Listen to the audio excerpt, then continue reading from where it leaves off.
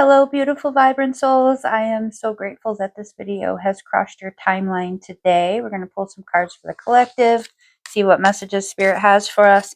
If you are looking for personal, in-depth guidance, please go ahead and check out my website. It has all the information there. You're more than welcome to ask any questions you might have. Let's see what Spirit has for us today. Very interesting. Very interesting. Have you been feeling the energy like lifting off of us? I feel very much lighter, and it's fascinating to see that these cards are reflecting that. I woke up today feeling so much more optimistic. Yesterday was like a little better, but today just feels like anything is possible. So, looking at our 6 of Wands, some things are definitely possible here. We've got some there's been a change in the energy. So I talk about this a little bit in more depth in some other videos, but I'm a chaos witch. I believe that tarot is not a fortune telling tool, but rather a tool of analysis. This can give you an idea of some situations that are coming to play and how we must think about them and how we can take accountability, what we can do with that situation, and how we approach the situation. If we make changes in the way that we think and feel about the results of the tarot, whatever comes up in the cards, we can absolutely change what occurs. So, what I was getting is that there were some individuals who were really not feeling it. And they were like, you know what? Not digging the messages, passing through some of them. This isn't for me. This isn't for me. I don't want to, you know what? I don't even want to hear it. I don't want to hear it. That has changed the energy of the situation because you prioritized yourself. You decided that that wasn't your concern right now. You had other things going on, and that's what your focus was going to be. And it changed the energy of a situation that was happening in your life where it was kind of like completely off the radar and everything shifted. Something happened. Now, this is beyond your sight and knowledge, but I'm just getting that something changed. Something became very clear for another party. They have realized that you were right all along. And isn't it funny? It's always when we give up, when we walk away, we're like, never mind. I have things to do. I have things to focus on. That Lover's card comes up for us. It's the balance. Because we found our divine feminine, because we decided there is no chasing to be done. I will not chase. I am not interested in chasing. I am not going after someone who does not meet me where I am. I want the masculine to come into their energy, and I, as the feminine, want to come into my energy. And at the point where we meet in the perfect equilibrium, that is where things happen. That is where that beautiful twin flame union occurs.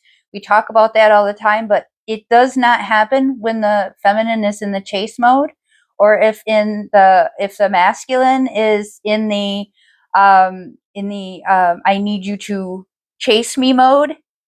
Because we have I see this a lot. I see this a lot where the emperor is just not in their emperor energy, because if they were in their emperor energy, they wouldn't be wanting someone to chase them.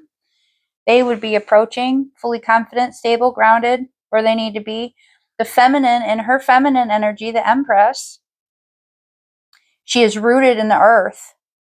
She's grounded, she's solid, she's confident, she's nurturing, she's loving, she's kind, but she's not desperate. She's not going to go chase somebody down who's wounded.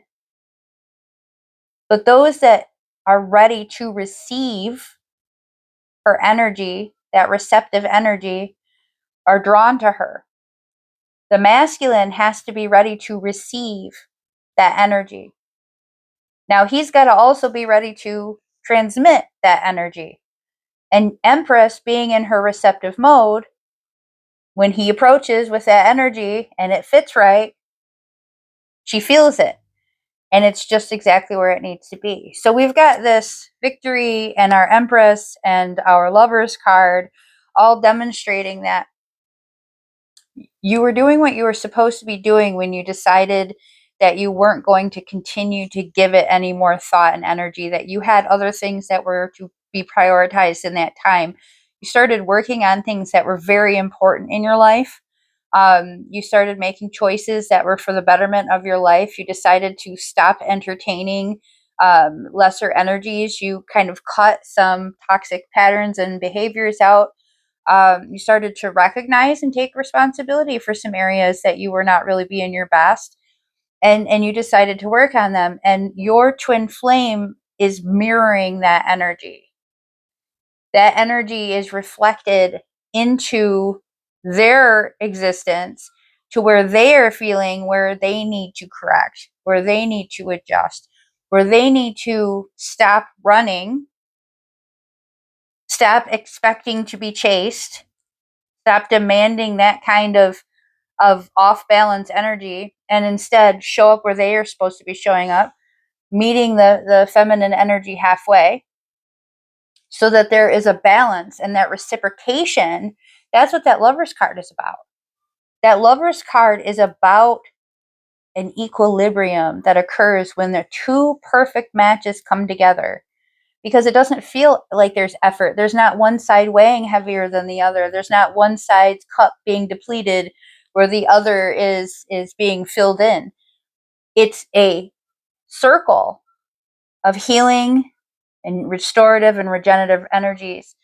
The nurturing, regenerative, nurturing, regenerative. And it's a cycle of those energies that benefits both individuals. So you're doing exactly what you're supposed to be doing. And whether you've received contact or not isn't a factor here. You're actually supposed to continue doing exactly what you're doing. And if you are the feminine, stay in your feminine energy.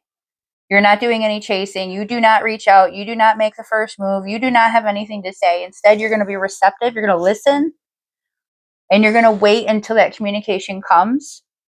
And in the meantime, you have plenty of things to handle and plenty of things to address, including focusing on yourself and getting rest when you need it, because sometimes we just need to rest.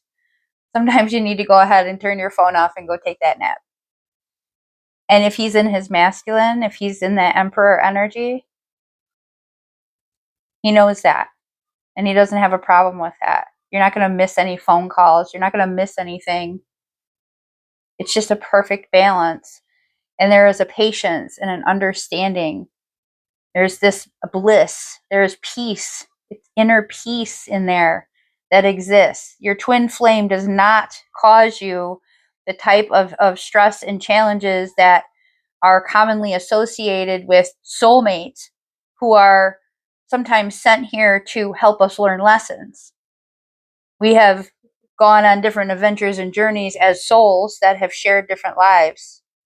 The twin flame forces you to look at yourself, and when it's right and when there's that perfect balance and equilibrium, you feel absolutely perfect. You feel wonderful. That doesn't mean that it isn't challenging to get to that point, because it requires a lot of shadow work and a lot of self-awareness. But it does matter when you actually get that connection, when you know it's right, when it feels like the balance is there. That's inner peace. That feels beautiful, and you feel complete and you feel whole, and you don't need anything at all. We have You're Not For Everyone and Share Your Song, Frequency of Sound, and Diving Deep. All of that was necessary and required, and it continues to be the main energy behind how this situation has started to change and evolve and shift its course. At one point, things were going in the wrong direction. They just weren't aligning, and you recognized that, and you were just like, okay, well, it doesn't do me any good to be miserable here and to blame myself or blame anybody else for that reason. It just is, and that's okay. And frankly, it's time for me to just do what feels right for me. So I'm getting that some of you maybe tried to put yourself back out there and realize that your standards have changed. You don't feel the need to dumb yourself down for anybody. You're not going to change the way that you address people. You're not going to be all of a sudden just all fluttery and taken aback by the simplest of gestures. It's like basic courtesy. You're supposed to just, oh, I'm faint because you were polite. That's basic, right? You have new standards now. You look at that and you're just like, and what else? Because if you don't step it up from there, I'm not impressed. I know what's out there now and I know what I deserve. And if I'm willing to walk away from a situation that wasn't working out and I get into this place where I feel really, really good about myself, I'm doing all the things that make me happy, I'm feeling amazing, I'm living my best life. Why am I going to take that away from myself to settle for something that I don't need? You just don't need anymore. The feminine is in her receptive state, but she has to have that right energy to match her in order to receive it in the way that it completes her. Otherwise, it just throws her off. It just offsets that energy. It clashes in a way. I don't know how to describe it in a way. It's one of those things that I just kind of scrunch my face and go, no. It's like you walk into a coffee shop and you're in a town you've never been in and you walk into the coffee shop and there's just this weird like this isn't my kind of place. I forgot my wallet. You just head back out into the car and you go down the street and you see another space and something just draws you in and you walk in and it instantly just feels like home. Nobody even notices you because you just look like you belong there. Have you ever noticed that when you don't belong in a space, everybody stops because they can feel it too? They stop and look at you like, what are you doing here? You don't belong here. That's not to say that you don't belong there. I don't want to say that to anybody, but it's your feeling. Do you feel like that when you walk into a space where it just doesn't fit right? So energetically, we can feel these things, but other people can feel it too. And you just won't enjoy that space the same way you will enjoy a space where you walk in and it's like you blend in so well nobody sees you. Like that's a space that you can really feel comfortable in. And it's not that people don't greet you and acknowledge you, it's that they don't stop and stare at you like, what are you doing here? They might glance up and smile, they might nod. It's one of those places. I walked into a one place and the barista stops and she's like, can I get you something? Like, I'm just looking at the menu. But the way that she said it was like, I don't even know what you want. Well, I was gonna get a coffee, but then I walk into another place down the street. I'm like, oh, you know what? Hang on just a minute. I think I forgot my wallet. Get in the car, go down the street, walk into another coffee shop, walk in the door. Good morning, baby. What can I get you? Just instantly different energy. Feels like I belong there. This woman didn't know me. I'd never met her before. I was in a town I'd never been in. I was by myself, just being me, doing some traveling. I got up in the morning early. I was getting back out on the road. I had to go find a place to stop, get some coffee and breakfast. And that was the experience that occurred. And it just clicked in my head that that was kind of what this energy is about right now, right? You're not for everyone. You're not supposed to be, and that's okay. You're just a beautiful, vibrant soul and you radiate energy. And so if you're in a space where that energy conflicts with other energy there, everybody notices, everybody feels it. It's not just you. Now, some of us might enjoy that and have a little fun spicing things up and say, I might get my coffee here anyway. And there's nothing wrong with that either, because maybe if it charges you up, you go have yourself some coffee and let them people stare, that morning I wasn't looking for that kind of energy. I was looking for a very comfortable place where I could sit and charge my phone for a few minutes and sip my coffee and just enjoy my morning in a very comfortable space. And everybody that walked in the door, whether they had been there before or not, was greeted in the same way. And it just felt very natural. It was almost like You didn't even know the place existed unless you were one of the people that could walk into the door. So there's this sense of really getting comfortable with these ideas of who you are and what kind of life you're meant for and what kind of people you do vibe with and what kind of people you don't vibe with, what works for you and what doesn't work for you. And when you stay true to that and you really honor those boundaries, you really start to honor yourself and appreciate who you are. It does not bother you one bit that that first place that you stopped at wasn't your vibe. Nothing against those folks. I'm sure they're all very nice, but I just knew there was some other place I was supposed to be. And it was the very next place I walked into. And it was almost like if I hadn't have been confident enough to walk out, I would have never felt that space and I would have never known the difference.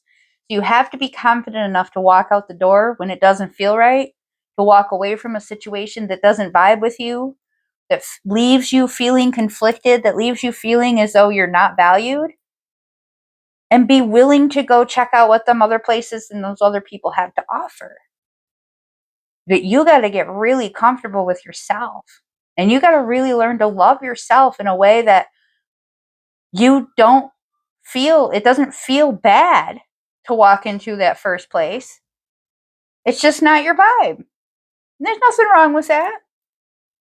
There's nothing wrong with them. It's just a sense of confidence and understanding and trusting that energy and being like, no, it's not even that I don't belong here. It's that there's somewhere else I do belong. And I want to see if I can find that because, why not? That's what we're here for, right? Go find your people. Go find your vibe. Go find your energy. Your beautiful soul and your energy is going to radiate out like the most amazing situation that anybody has ever encountered when you're in the right space. It's going to feel awful and uncomfortable and restricting in the places where you're not appreciated and valued.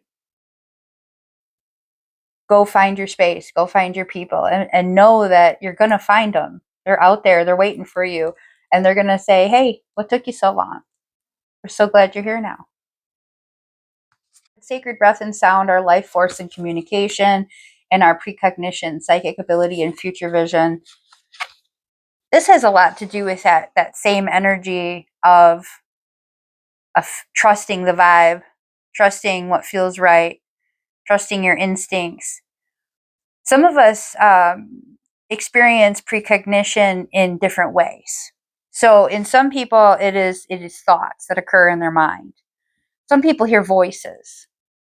Some people smell. Some people actually see things, whether they see them externally or they see them in their mind's eye. Knock my own glasses off my face. Some people don't hear the voices externally, but they hear it's like a person inside their head. And in some people, it's more of a thought that crosses their mind. I kind of get a combination of all of these things. Sometimes I get them when I'm dreaming and I wake up and I just go, that dream was about this, but it was about this. It was about this larger thing. It was just in symbolism. Sometimes I have a very specific dream that every single detail occurs. And I wake up and I go about my day and it happens exactly the way I saw it. Some people only get certain types of precognition. And other people, or we should say clairaudience, clairvoyance, there's the different types of ways that we get these ideas about what's about to happen. Now, I'm a chaos switch, so I believe that these energies are out here, that we have put this energy out there in the world, and if we want to change it, we can. If you don't like what you're seeing or feeling, you can change that.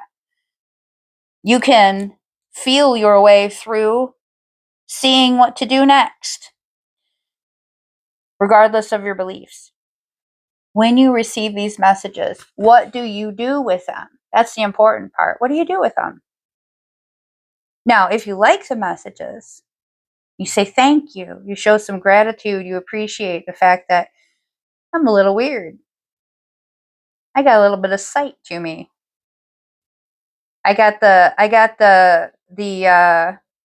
the sight is what I was told when I was a very, very young girl by my father, who ended up not being my biological father, but it was his grandmother. She said, that one's got the sight. No idea what she meant. I was eating windmill cookies. I remember the windmill cookies. I remember her wallpaper. I remember her kitchen table. I remember her saying that. Had no idea what she meant. And I clearly remember not knowing what she meant by that. I asked my dad if that meant because she thought that my eyes were pretty because they were blue. And he said yes. I was like, oh. Now, meanwhile, I was the child that talked to ghosts, talked to trees, talked to rocks, talked to animals. And I was absolutely confident that they spoke back to me, that I could tell when somebody was lying. And I was often referred to as the child who had no filter as a result. That it was just one of those things that it was just like, well, she doesn't know any better. She just says things like, you're lying. Right? So these cards are to reinforce all of the different ways that you might receive messages. Now, maybe you're sitting there and you're finishing up your work and you see a cardinal in the window, and the cardinal makes you think of somebody specific. And that person said something or taught you something, or there was some indication, and all of a sudden it just, boom, there it is in your head, right? That's a type of receiving messages. You see a feather and you instantly think, my grandma used to say that when you saw a feather that someone in heaven was thinking of you. That's your grandma. She was reminding you, remember what I said? Remember? So we have these, it's very broad. There's a very broad spectrum of ways that we receive messages. Now, how do we communicate back? There's a way to do that too. Some of us just speak. But I think it's more than that, and I want to try to explain this the best I can. There is a way that we speak now, especially if you're by yourself. It's a lot easier to do this. If you're not by yourself, imagine yourself standing in front of the person and saying the words. Now, if you're by yourself, you can just say the words. They're right in front of you. Speak to them. Say what you want to say to them. Ask them a question. Tell them thank you, that you're so glad that you know that they're there. It makes life a little bit easier to keep living, to know that someday when you're not here, you'll still be somewhere and you'll get to see them again, and maybe communicate with them a little bit easier than it is. But you can start to remove the block from your mind about, I can't speak to these entities or these higher sources, um, souls that have passed on, and instead write to them. If you can't visualize, or if you struggle with the concept of writing and thinking at the same time, imagine yourself concocting a letter. What would you say in your letter? Just like you're planning out what you would say if you were typing up an essay or a response to a text, text them. You don't have to send the text anywhere. But open up a text box, put in their favorite numbers and their birthday or something, and send them a message. Now, you don't have to send it to them. They got it because of the thoughts that were in your mind at that time, because you felt it and it felt so direct and you were expressing it to them in that direct way. I want you to do a little bit of practicing. I'm just getting from these cards that some of you have been doubting your connection, have been doubting your abilities, have not been paying attention to these messages, and feel like you don't have these natural innate abilities. Now, I believe in the concepts of theoretical quantum physics. These concepts express, I'm going to simplify this, and I'm also not going to elaborate. I'm just going to simplify it. First of all, energy cannot be created or destroyed. But all protons and all electrons exist in multiple states at the same time. The electron is both here and 99.99999% of the time is not there. Density depends on the vibration, the frequency of it. So just consider that when we leave this life, our energy dissipates and exists in another vibrational state. Which means that all of our ancestors and all of those who passed before us, including us, who's already passed on in the future, because that already exists as well, are just existing in another vibrational state. Because air is made up of molecules that have protons and electrons, and so are you. You're made up of molecules that have protons and electrons too. So one of these things we can't see, we can't hold, we can't even really feel it unless it's got force behind it. And another one is in the flesh with weight, subjected to gravity. Just some things to think about. We can dig into this a little bit more if you're curious. Feel free to ask me any questions you have. I'd love to talk more about this stuff. I want you to trust your instincts. I want you to trust those feelings that you feel. And I want you to try to do more communicating and more receiving, because that's going to help you get on track. Thank you so much for being a part of my journey. I am always grateful to be a part of yours. Many blessings until next time.